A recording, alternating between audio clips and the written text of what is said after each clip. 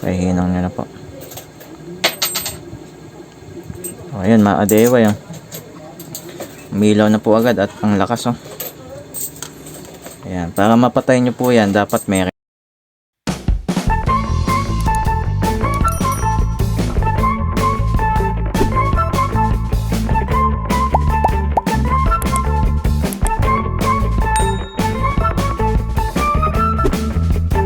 Welcome back sa aking video tutorial mga ka-DIY. Bali ngayong araw po ay may dumating sa akin na 4 na solar light, ano. Bali ito po ay hindi na gumagana, ano. Bali ito po ay ayusin natin ngayong araw. Okay? Bali ito po ay 3 floodlight, ano. Ayan. Yung dalawa may brand po na Grand. Ayan, Grand Solar. Tapos yung isa ordinary lang na floodlight. Tapos ito naman pong isa ay ceiling light, ano. Ayan, oh. Gamit na gamit yan. Mukhang natambak na yan dahil sira, ano. Bali ang gagawin po muna natin ay bubuksan natin to isa-isa, no. At itong dalawa mukhang madali lang siya buksan kasi nakatornilyo lang to, no. Tapos itong dalawa mahirap po itong buksan, kaya may gagawin tayong paraan dyan mamaya. Bali unahin muna natin itong buksan na dalawa. Okay, set up po muna tayo. Okay mga ka-DIY, bali unahin po muna natin itong ceiling light, ano. Ayan, bali yung itsura niya ay okay naman. Ayan, wala naman siya nakalagay kung ilang watts, ano, kaya hindi natin malalaman kung ilang watts to. Tapos sinubukan na rin siyang ayusin kasi sa itsura niya, no. Okay, buksan natin. Sa pagbukas nito mga ka-DIY, basic lang naman to, ano.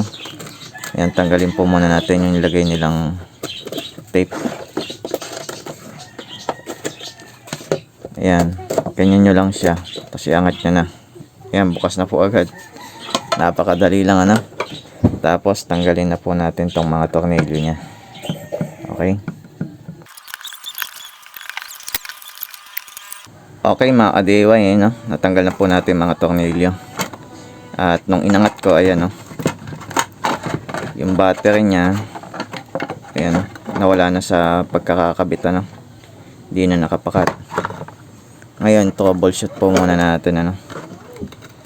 Tanggalin po muna natin itong battery. Tulin natin.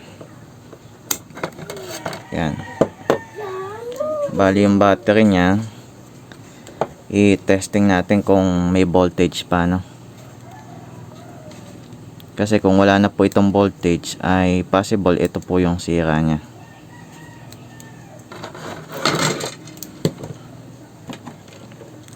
Bali sa itsura po ng battery na to, parang LiPo4 po ito, no? Pero hindi pa po natin nabubuksan. Testing natin kung may voltage. Kung walang voltage to, possible ito po yung sira nya, no? O, ayan mga ka-DIY, oh. Wala siyang voltahe. Kaya possible ang sira po yung battery, no? Okay. Ay, kalaglagi mga tornilyo. Bali ang next naman natin bubuksan itong solar floodlight na to, no? Sunod, setup muna natin. Okay. Bali mamaya naman natin to ayusin, ano. Ano lang po muna tayo pagbukas at troubleshoot. Okay.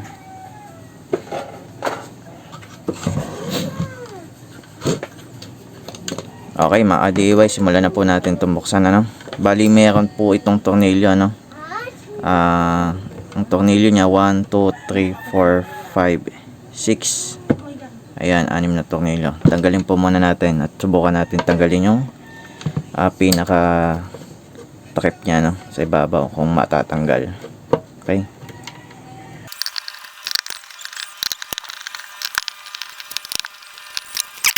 Okay mga ka-DIY, ayan, no, nabuksan ko na po itong kumbaga natanggal ko na yung mga tornilyo ng solar light na to, no. Subukan na po natin hikutin tong pinakasalamin nya. Okay, kung may hikwat. Yun, mukhang gumagalaw naman mga ka-DIY, no. Yun, basic nga lang po siya tanggalin, ano. Ayan, bali natanggal na natin siya agad. Madali lang siyang buksan mga ka-DIY, kaya huwag kayo matatakot magbukas ng ganito. Napakadali lang. Ayan oh. Bali ang battery niya ay LiPo4. Ayan, napakalaki no. Tanggalin na rin natin. Subukan nating i-test ano. Ay hindi, pwede rin po natin i-test pala kahit nakakabit pa. Ayan, nakalabas naman po pala yung ano niya, wire niya. Ayan, nandito no. Testing na po natin kung may voltage.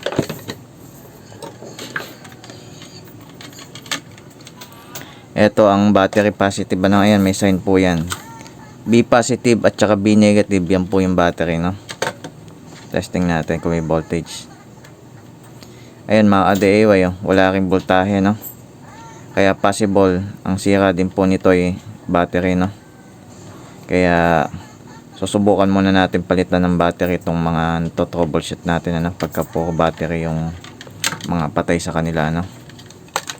Okay, bali next naman natin, bubuksan naman natin itong dalawang natitira no. Medyo mahirap buksan yan mga ka-DIY kasi nakasilant yan. Ngayon may gagawin tayo.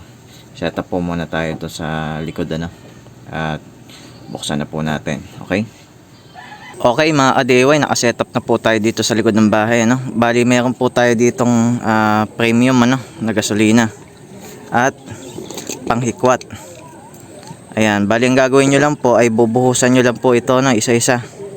Hanggang sa lumambot po yung ano niya, yung sealant niya. Pwede nyo na po siyang hikwatin ano. Ayan, bali papakita ko po kung paano. Bali bababakan nyo lang po muna sa unang buhos ano. Ayan o. Pakita ko lang po.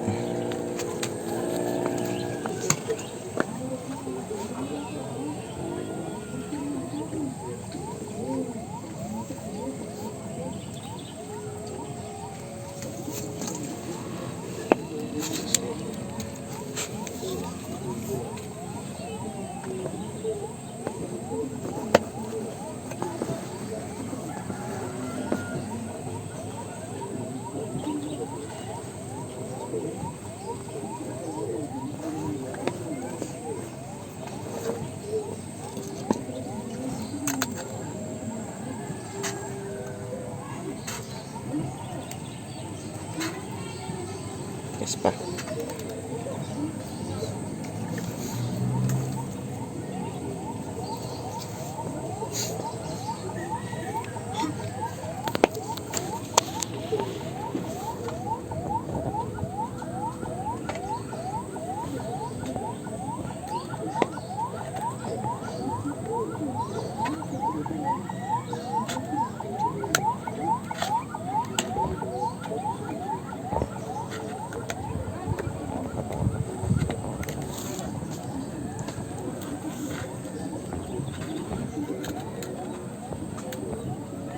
Okay mga ka-DIY, no, nabuksan ko na po yung mga solar light ano. Ayan, bali bigla po kasing bumuhos yung ulan ano, kaya nakat yung video. Pero ayan, yung technique ko lang po na ginawa, binubuhusan ko po siya ng premium ano, tapos unti-unti ko siyang hinihiklat para pumasok yung premium sa loob ano. At saglit ko lang po natanggal itong isa na to ng mga ka-DIY. Bali nung mga pang-apat na buhos ko na po ng premium, tas yung hinihiklat ko ay umangat na po kagad yung pinaka salamin niya. Ayan o, tanggal na po siya agad.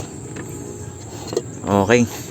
Pero dito po sa isa, ayan, nahirapan po ako no, kasi bakal po pala yung pinaka case niya no, kaya hindi po makapwesto yung panghiklat ko. Ayan, kaya ang ginawa ko po, bumutas po ako ng maliit. Ayan o, ayan, bumutas ako ng maliit, tapos dyan ko po yung nilagay yung ano, ay sinuot yung panulak ng salamin, kasi hindi ko po maibali ng konti kasi hindi mapwesto yung ano natin, yung panghiklat. Ayan, bumutas po ako tapos tinulak ko siya unti-unti, dahan-dahan. Ayan, isang butas lang po yung ginawa ko no. Nung naiangat ko na, sa po pumesto yung ano, pinesto yung panghiklat ko. Ayan, unti-unti ko na siyang itinaas ano. Bakal po kasi ayan no, kaya mahirap siyang tanggalin. Pero ayan, goods na po. Mga pang-anim na buhos ko po ng premium, ayan, natanggal ko na siya. Basta unti-unti nyo lang siya mga ka-DIY hiklatin ano, tapos buhos-buhusan nyo ng premium. Yung halaga ng premium na nagastos ko dito ay 30 pesos ano. Ayan, dalawa na po yan. Paunti-unti lang po yung buhos mga ka-DIY no. Just dyan nyo lang po sa may gilid ano. Okay. Kaya natanggal natin ano. Tapos habang hinihiklat ko po ito ay may dumating pa pong isang solar light ano. Ayan, nahabol ko rin po siya buksan. Binababaran ko muna ng premium, pero mamaya hiklatin ko na yan ano. Okay. Bali ito po, unahin po muna natin to i-check sa loob ano, kung ano po naging sira at diferensya. Kung bakit siya hindi na gumana no. Okay. Dalhin muna natin ito sa loob. Okay mga ka-DIY, nakasetup na po tayo no. I-check na po natin itong huling binuksan natin na dalawang solar light ano. Bali unahin natin itong malaki. Check natin kung may voltage yung battery nya. Ayan, ito yung B negative at yung B positive nya, ayan, katago. Check natin kung may voltage ano. Set lang natin to sa 20 volts. Ayan, malalaman natin kung battery din ano. Ayan mga ka-DIY no, walang reading ng voltage, kaya possible battery to no. Yan, check na rin nga natin kung battery nga talaga. Ang gawin natin, putulin natin connection ng battery no. Tigas. Yan, pinutol ko mga ka-DIY no, para ma-check natin kung battery nga talaga. Yan, kasi meron akong battery dito, ayan, 32650 din po ito no. Bali yung red sa positive, ito sa negative. Testing natin. Ayan mga ka-DIY, may ilaw na, battery lang talaga. Okay, check naman natin yung isa pang solar light ano. Ayan mga ka-DIY no, kapag gusto nyong gumawa ng ganitong solar light ay madali lang ano. Kadalasan battery lang po talaga sira. Ayan. Okay, check natin. Ito madali din ito i-check ano. Ito yung battery nya, B positive. Ito yung B negative. Check din natin kung may voltage yung battery. Okay. Ayan mga ka-DIY no, wala ding reading, kaya possible battery din ito no. Check din natin. Okay, putulin natin yung sa battery. Strip din natin.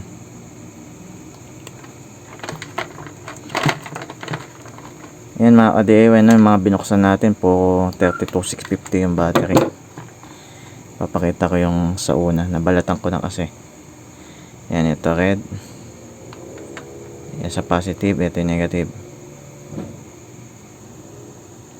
Ito hindi umilaw mga ka-DIY no.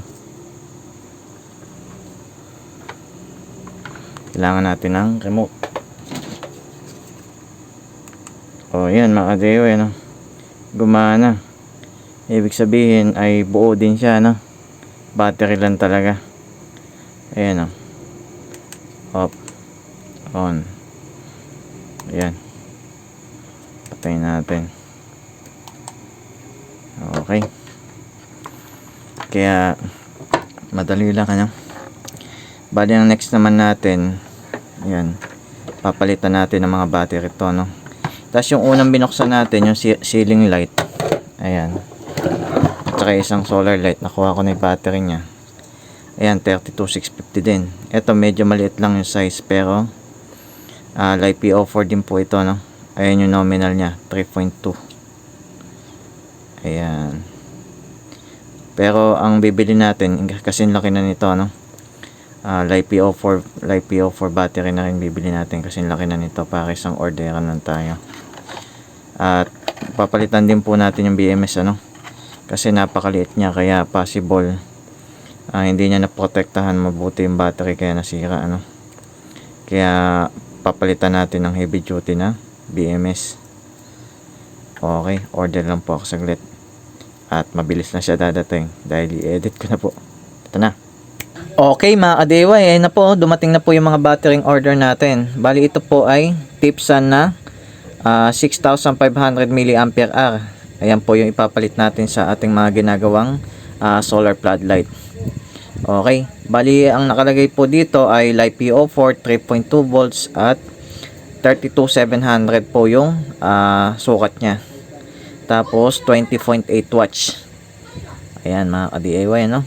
Kasukat lang din po ito ng 32650 na mga tinanggal natin dito sa floodlight, ano? Solar floodlight. Kaya pwede ito ipalit. Parehas lang din po yung ano niya, voltage niya, 3.2 lang din. Bali ang full charge po nito ay 3.7 volts na mga ka-DIY. Yung nakikita nyo 3.2 nominal voltage lang po yan. Ayan na. Okay, tapos dumating na rin po yung BMS natin na 1S BMS na pang LiPo4. Ito po yung magpoprotekta sa battery natin. Papalitan na po natin yung mga maliliit na BMS na natanggal natin sa solar floodlight kasi possible mga sira na po yun. At lalagyan po natin ng maganda-gandang klase na BMS. Ayan, bali ang connection po ng ating BMS, yung B positive dito po sa positive ng battery natin. Tapos yung B negative dyan po sa negative natin, sa ilalim ng battery. Tapos yung P positive at P negative, ayan mga ka-DIY, dyan na po tayo kukuha ng charge at discharge. Ayan, dyan na po tayo kukuha ng load. Tapos ito lang po yung nakarekta sa battery, yung B positive at B negative. Ayan, bali ganyan po yung magiging posisyon yan. I-assemble na po muna natin para makita nyo. Okay, assemble po muna natin. Bali marami po kasi ito. Ikakat natin yung video, no? Pero ipapaliwanag ko sa inyo yung ginawa ko. Okay? Okay mga ka-DIY, tapos na po natin ikabit yung BMS. Ayan na po itsura nya, no? Ayan, bali yung B positive dito sa positive, B negative dito sa negative. Bali ang ginamit ko po ay spot weld, ano? Para matulin po ako. Mas maganda nyo pong gamitin kung hindi po kayo nagmamadali, yung ano lang po, ano? Soldering iron, ano? At saka wire. Dahil sa nagmamadali po ako, dahil rush na po itong ginagawa ko, ay spot weld po yung ginamit ko. Okay po ba? Ayan na, malinaw mga ka-DIY. Mas maganda po yung panghinang po gamitin niya at saka wire, no? Pero kung rush kayo ay ganito na lang din po gamitin niya, no? Ito po ay tabbing wire. Ni-spot weld ko lang. Pero maganda na rin po ito. At mabilis yung trabaho kapag kami spot weld. Okay, ito po, dito po tayo magko-connect ng positive at saka negative ng solar floodlight. Okay. Bali ito po ay parehas pong 4.2 volts lang, ay 3.7 volts lang po yung output, ano, yung full charge. Tapos yung nominal voltage niya po ay 3.2 volts dahil LiPo4 to. Okay, pati po ito bali nakaparallel lang po ito, iniba lang po yung ayos. Bali ito po positive. Tapos naglagay lang po ako ng wire dito. Ayan, ng tabbing wire papunta dito para mag-connect yung negative. Pero parehas lang po itong na parallel. Ang output lang din po nito ay 3.7, tas nominal ay 3.2. Okay, ikabit na po natin ito sa ating mga solar floodlight na ginagawa. Bali ang unahin po natin ay itong solar ceiling light na to. Ayan. Okay, bali kung ihinang nyo po ito, ay pwesto nyo lang po muna. Mamaya na po natin i-fix. Ayan. Ang gawin nyo po na technique mga ka-DIY, lagyan nyo po muna ng soldering lead yung ano nyo, yung mga paghihinangan. Bali ang gagamitin ko po ay itong FPU Labs, ano. Galing po ito sa Shopee. Lalagay ko na lang po yung link nito sa aking description, ano. Tapos ang gamit po natin ay 60 watts na soldering iron. Ayan mga ka-DIY, ano, 60 watts yan. Tapos ito, kayo naman po dito sa soldering lead na to, hindi nyo na po kailangan ng soldering paste, diretso na po yan. Okay, lagyan po muna natin ng soldering lead to para mabilis po hinangan. Ayan, yung P positive at saka P negative nilagyan ko na po. Tapos lagyan nyo rin po yung wire para mabilis lang po siya. Ayan nilagyan nyo po yung wire Tingnan nyo kung gaano kabilis to ihinang mga ka-DIY. Bali yung black, Yung black wire dito po sa negative, sa P positive, P negative ano, black wire sa P negative, dyan nyo po ihinang yan. Yan, ganun lang po kabilis. Tapos yung P positive dito po sa red wire, pahihinang nyo na po. O yun mga ka-DIY, oh. Umilaw na po agad at ang lakas, oh. Ayan, para mapatay nyo po yan, dapat may remote po kayo. Nako, hindi po pala compatible yung remote ko dito. Ayan, ang problema mo, paano papatayin. Okay, ihuli muna natin to. Wala pala akong compatible na remote. Tanggalin lang po muna natin yung positive. Ayan, pero alam na po natin na buo ito, no? Okay, ang next naman po natin ay yung tatlong solar light pa, no?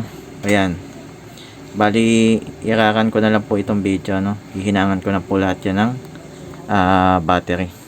Okay, panoorin nyo na lang po ako.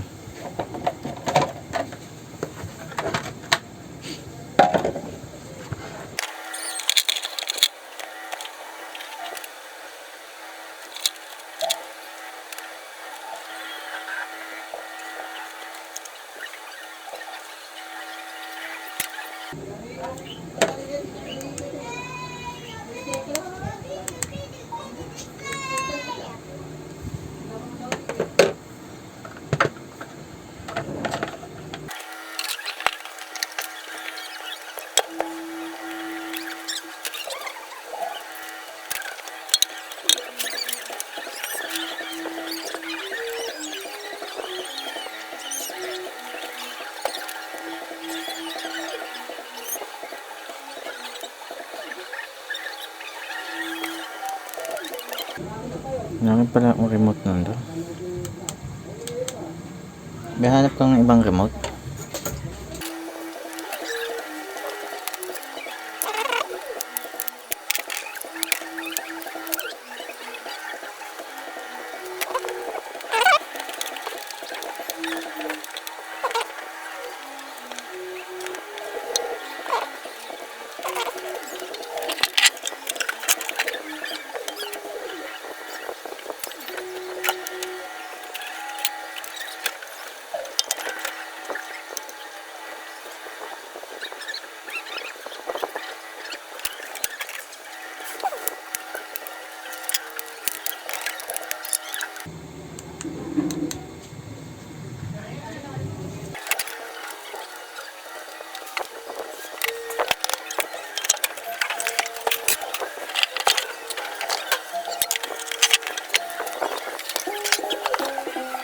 Okay mga ka-DIY, tapos na po natin ihinang yung battery, no?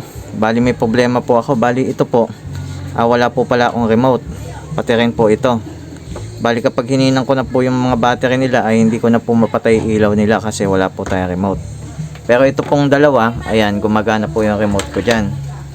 Kaya goods na goods, ano? Okay yung dalawa natin.